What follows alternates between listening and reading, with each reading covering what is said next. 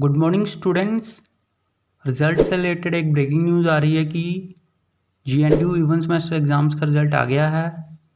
तो जिन जिन क्लासेस का रिज़ल्ट आया है वो हैं master of arts in psychology second semester, fourth semester, master of library and information science second semester, MSc exercise and sports philosophy second semester, fourth semester, MA sports psychology second semester, fourth semester.